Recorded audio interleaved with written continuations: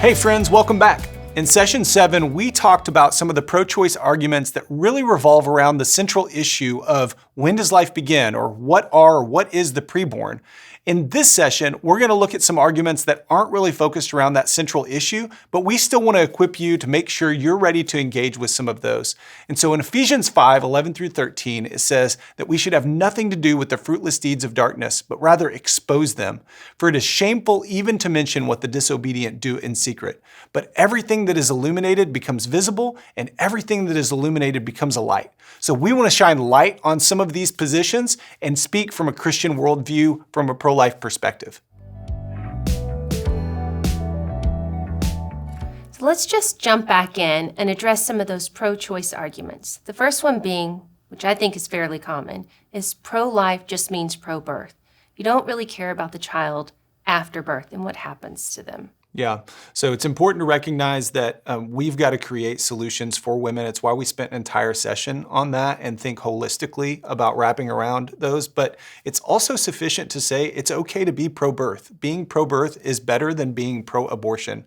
And so I want to uphold that and acknowledge that we can't do it all. I've got friends that really focus in the foster care and adoption world, and my wife and I have created a nonprofit and worked in that world for years and years. And I honestly don't want them to lose sight and focus of how specialized they are in caring for vulnerable children and families that have been neglected and abused. So in the same way that the American Heart Association isn't going to cure kidney disease because they're specializing there, it's important for pro-life organizations and the church to focus here, while there are still certainly other things that the church can do as well.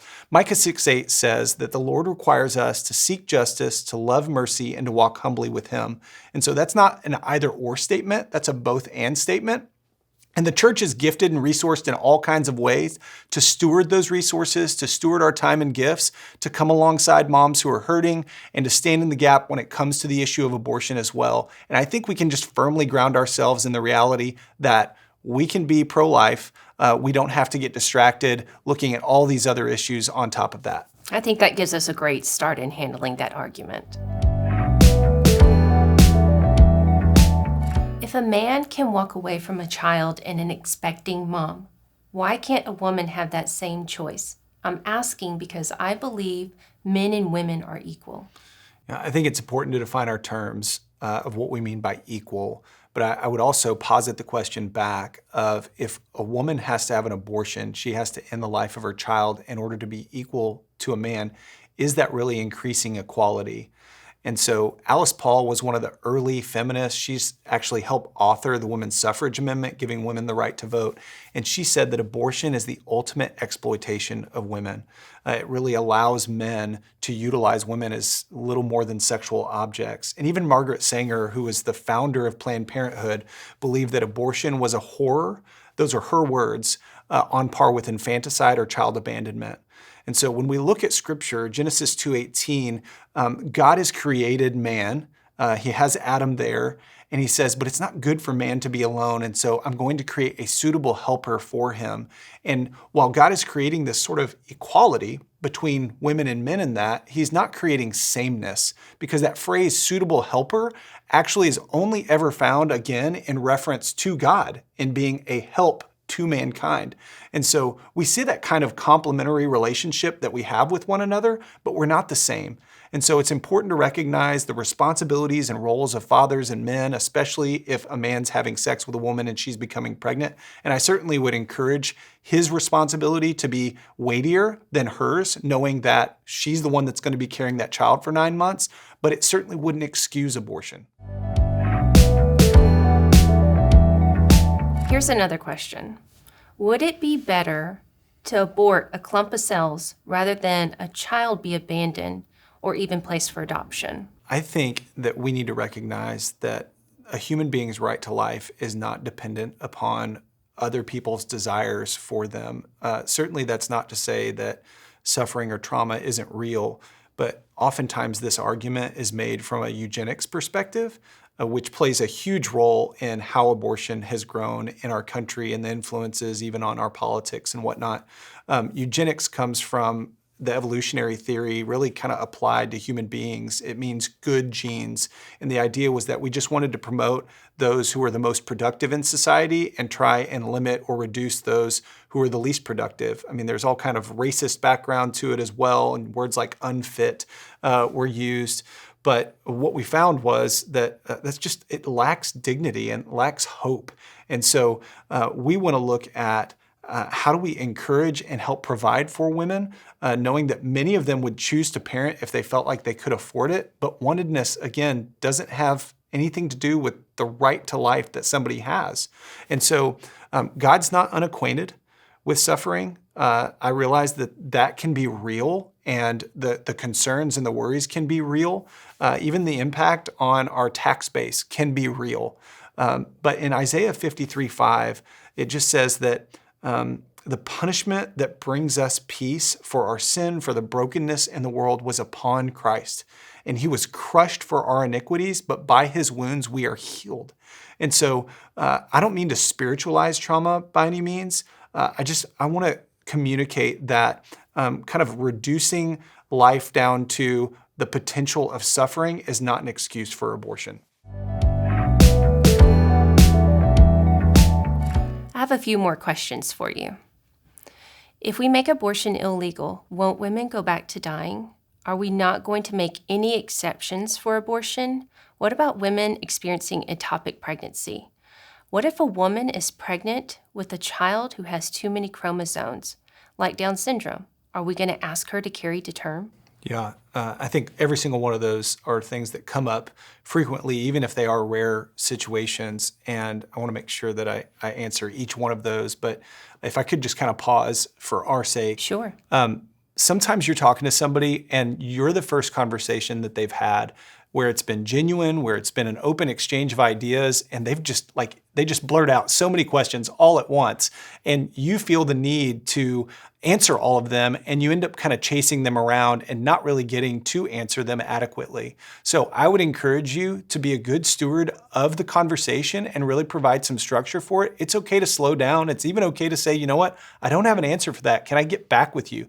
But start by going, hey, those are great questions. Could we start with the first one and go from there? And so your first question was about women dying from illegal abortions.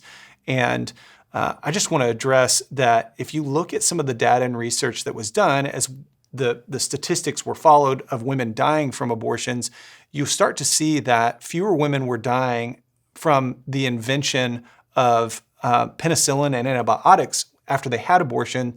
Again, not because of the legality of the abortion, but because there were medical advancements both in abortion procedures and in the medicines that were available to make sure that the environment in which the procedure was being done was sterile or clean, or if they had an infection, that there was something there to fight it. So another interesting fact is that in 1973, when Roe v. Wade was passed, more women died from legal abortions than illegal abortions. And so it's not really about legality.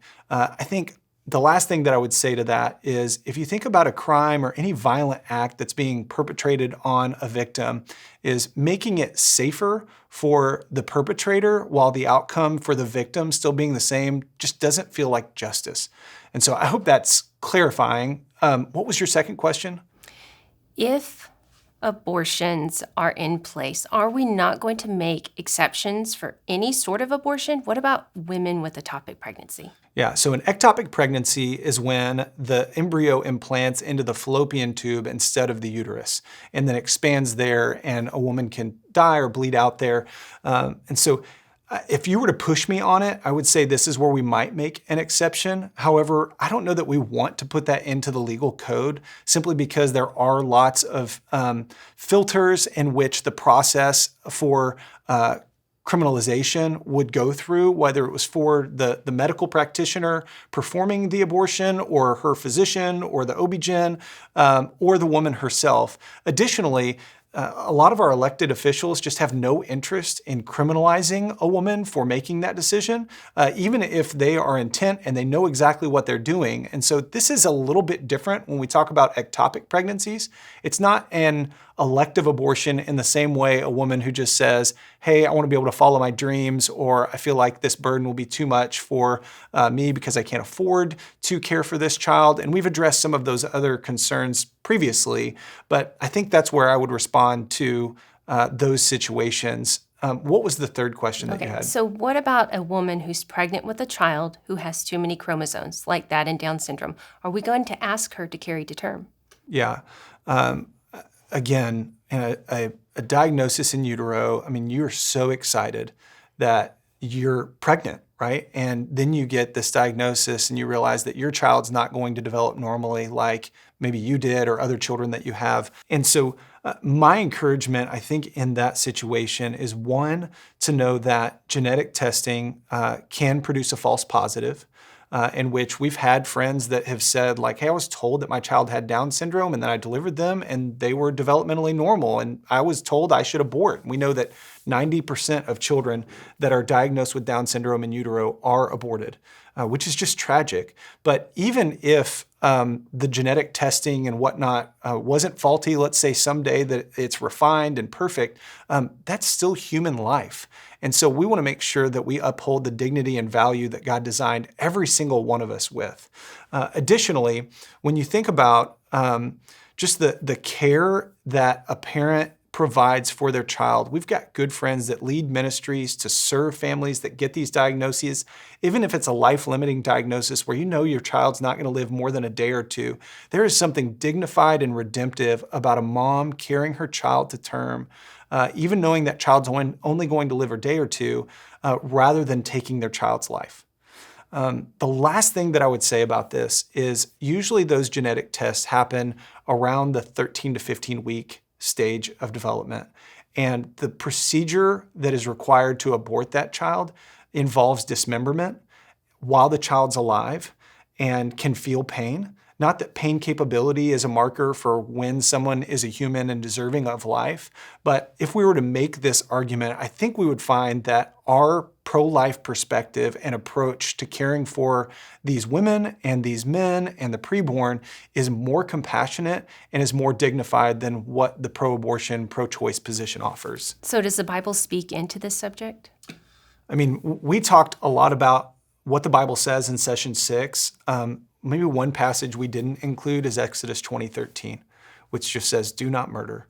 And I think we want to be truthful.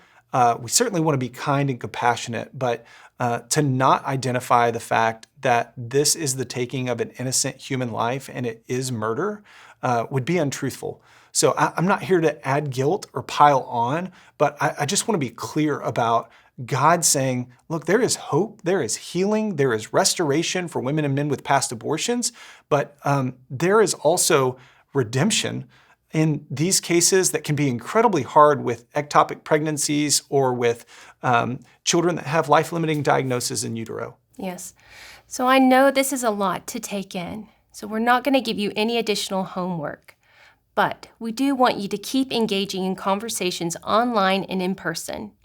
Thank you so much for joining us for Session 8.